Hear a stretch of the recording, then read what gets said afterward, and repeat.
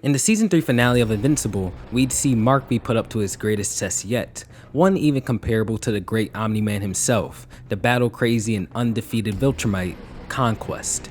In this battle, we would witness Mark put every single thing he has and more into battling this viltrumite, coming out on top and proving himself once again to be Earth's greatest defender, maybe even the greatest of all time. Invincible has clearly come a long way since beginning his journey as a superhero, and it's finally paid off here. But this allows me to wonder, since Invincible has become way more powerful as time has passed, what if we were to place the current Invincible in the fight against Omni-Man from Season 1? Would he be able to stop the viltrumite and knock some sense into him, or is it going to end the same way as last time?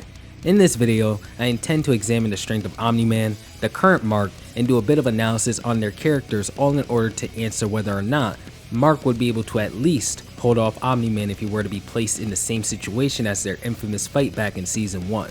Just to make the video not complicated, let's say in order for Mark to succeed, he simply has to not lose, whether this be by defeating Omni-Man or making Omni-Man leave without receiving a brutal beatdown. As long as he can hold his own and protect more people than before while doing so, it's a W in my book. There will be a few spoilers for Season 4 in this video to reinforce the accuracy of my conclusion, so here's a warning for that, but you can still watch the video all the way up until I give you my answer. With that said, since I value the time of both you and I'm gonna cut this intro short and we can get straight into the video. Before we get into anything, I believe it's most important to establish Omni-Man's strength as of Season 1, as he's the benchmark of the video and the character we'll be comparing the current Mark to. First, Omni-Man, or Nolan, whatever you want to call him, is literally the Superman of Invincible. Compared to all other heroes and villains on Earth, he has it all. The strength to level entire civilizations with ease, the speed to move across planets and galaxies in a relatively short time, and his durability is so high that you can even consider him to be invulnerable compared to most of the cast, as he's able to withstand most attacks in the series and completely shrug them off. Nolan was without a doubt the most powerful hero on Earth at the time of Season 1, and the second most powerful person there. And if him being inspired by Superman himself wasn't enough to convey his overwhelming strength, we'd see that he'd be able to completely solo the Guardians of the Globe, which is the Justice League of Invincible. Although their combined teamwork would actually give him some trouble and allow them to hurt him, he was still able to defeat them with not much difficulty. This team also includes the Immortal we'll be speaking about individually, as given his name, Omni-Man did not put him down for good like he did the others. Omni-Man in the very next episode goes on to destroy the entire Flaxan civilization by apparently just flying at very high speeds across the planet. Most important of all of his fights lies in the climax of Season 1, where he fights both Immortal and Invincible. First, we'll go over Immortal. In their rematch, Immortal is actually able to land a few hits and damage Nolan, albeit very little. He was even able to clash with him. This is important as we see that when Invincible goes to fight Nolan after, even his strongest punches couldn't make the man budge. Now we also have to keep in mind that Mark damn near always holds back. He can be fighting Satan himself and he's still gonna hold back, so he more than likely wasn't giving it his all here. But given the circumstances, I'm sure he was using most of his strength. All things considered, Immortal provides the best gauge of strength we can possibly get because he's always around in the series. And we can always compare Mark's strength to Immortal's as they tend to fight the same people or each other in Seasons 2 and 3. Covering Mark's strength was important because his Season 1 self and Immortal seemed to be at least close or at least relative to each other considering their performances against Nolan. I would say Immortal did a bit better as Nolan was trying to get rid of him, whereas for Mark, he wanted to convince Mark to join the Viltrum Empire through force, and when his own child would refuse to fight, instead choosing to plead his love for his father, Nolan would eventually be swayed and give up on the battle entirely. Keep in mind, this little moment is important to the outcome of the video. Besides his feats and coverage for Season 1, I believe it's also important to mention the fact that Nolan is a Viltrumite elite, meaning that he's one of the most powerful Viltrumites in existence. There's a reason why Planet Viltrum would send 3 Viltrumites in order to find Nolan and capture him, rather than sending 1 Viltrumite, as they typically do when they're trying to conquer entire planets. He's a prodigy amongst prodigies. Although this establishes how powerful Nolan truly is in the grand scheme of things, this is not the only reason why I had to mention this. I also brought this up because this same ranking amongst Viltrumites applies to Conquest, the Viltrumite that Mark has managed to defeat in the Season 3 climax. So with them both being elite amongst the Viltrumites, we know that they're at least relative in power. All in all, I think I've covered enough of Nolan's strength to establish him as a benchmark in the video, and judging from what we've seen, we'd better hope that Mark has made significant progress in the last 2 seasons, or he's screwed. Now getting into Mark and estimating his current level of strength, I think what's most important is focusing on his most major battles throughout the last 2 seasons. For example, Mark has run-ins with a fair share of viltrumites. First, he battles all 3 of them alongside his father on planet Thraxa, but he primarily fights one of them alone, which is Thula. Mark is getting whooped when he's holding back and not really trying like he normally does, but when Nolan pushes him to go all out, we see that he's more than a match for the pure-blooded veteran viltrumite. She does get the best of him at the end with a little trick, but he was still certainly close to beating her. This fight shows us that if Mark really does cut loose, he can match other viltrumites. Another battle he has against another elite like Conquest and Nolan is against a viltrumite named Anissa. She bullies the hell out of Mark in their fight, but she's not really there to beat him up badly or anything, so the fight wasn't life risking or anything like that. So here we know that Mark wasn't really going all out because he had no reason to.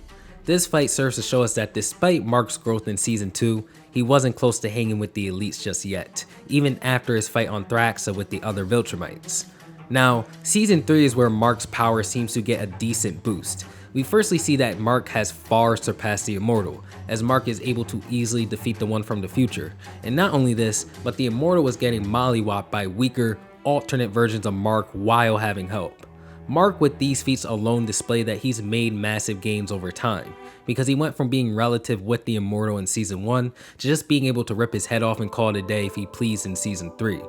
From the way it seems at the moment, it looks as if Mark can put down the Immortal with the same difficulty that Nolan can, if you're picking up what I'm putting down.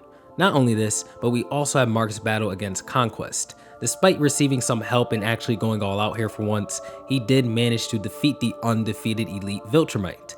Mind you, he wasn't even able to scratch the other 2 high tiers he had fought in seasons 1 and 2, mostly because he was holding back. I think it goes without saying that by the end of season 3, Mark can finally fill the hole that Omni-Man has left with his departure from Earth and hang with some of the best. Now, I wanted to compare their stats as I typically do in videos such as this, but honestly, I think comparing their enemies was the best way to go about this, thanks to Conquest, who's certainly on the same level as Omni-Man himself, maybe even a little bit stronger depending on who you ask, and Immortal, who's fought Omni-Man twice while giving us a clear benchmark for Invincible's progression through the story. So we can just compare them as time goes on and see that the gap between the 2 heroes of Earth only widens. With both Season 3 Invincible and Season 1 Omni-Man covered, I think it's time we now put this scenario to the test. So now I'm going to send Invincible back in time to the moment that he declared that he wouldn't conquer Earth alongside his father, and tell you guys how I believe this fight goes this time around. To note, Mark will remember what happened the first time they fought. The reason why I say this is because Nolan will be dead set on beating Mark to a pulp, even if Mark knows that he's still good deep down inside. Don't ask me how I know this, I just do. To get into their confrontation, I'm sure like last time, the 2 are going to exchange blows with Mark trying to talk some sense into his father along the way, this resulting in Nolan ignoring all of it and pushing forward with his plan to persuade Mark. Mark, being far more powerful, is going to be able to withstand Nolan's attacks better, but not much better if he's holding back. The fight eventually ends up with Mark being sent to the same city he was in the original fight, but Mark knows what's going to happen at this point if he doesn't use everything he has to at least hold back Omni-Man, so he begins to cut loose with the intention of protecting everybody around him. When using all of his strength and his human adrenaline, he manages to beat down Omni-Man for a fair bit, even really wounding the warrior and eventually forcing him back. But it's not enough, and this forces Nolan to actually kill Invincible this time around with a ton of difficulty, rather than beating him down and sparing him. I think things will play out this way for a lot of reasons. First, I believe Mark does catch up to Nolan by the end of season 3, because again, his performance against Conquest, and not only this, but spoiler warning again, Conquest and Omni-Man do have a pretty brief scuffle in early season 4 content that shows that they're at least equal, whereas Mark was able to defeat Conquest again in that same issue, although with extreme difficulty. Mark and Nolan are at least a relative by the end of season 3. Second, I believe that Nolan actually comes out on top in this scenario, specifically because Mark's behavior in the blue suit is way different from the Invincible from the original season. This Mark will not be pleading to Nolan's humanity, and due to his extremely short patience, he's gonna opt for fighting his way out of the situation relatively quick into their confrontation. And if Mark isn't pleading to Nolan's humanity, I don't think he's gonna be able to break down his father emotionally like he did before. Season 1 was like a toddler in comparison to Nolan, and past a certain point of pleading to him, he made Nolan realize that he was just beating his son to death. Season 3 Mark is gonna put up way more of a fight, be way more willing to fight, and keep Nolan in the heat of battle. I don't think he's going to be emotionally broken down in this instance like he was before. Lastly, despite everything I said about Season 3 Mark being more willing to throw down, he's still going to hold back because Nolan is his father. In this battle, Mark needs to give it every single thing he has or he's going to lose. If Nolan does threaten Mark's mother, I believe that Mark would cut completely loose and either hold off Omni-Man enough to make him leave Earth, or maybe even beat him. But if he's holding back, which he most likely will even if he's tapped into adrenaline, he's gonna lose the fight. With that said, I believe if Season 3 Mark fought Omni-Man back in Season 1, he's gonna lose under normal circumstances. But if he fights completely bloodlusted with everything he has, it's a different story. And this story ends with him beating Omni-Man, although barely. If you enjoyed the video, don't forget to share your thoughts down below and leave a like to help out the video massively. Thank you guys all so much for watching, and again, thank you so much, and I'll catch you on the next one. Peace out.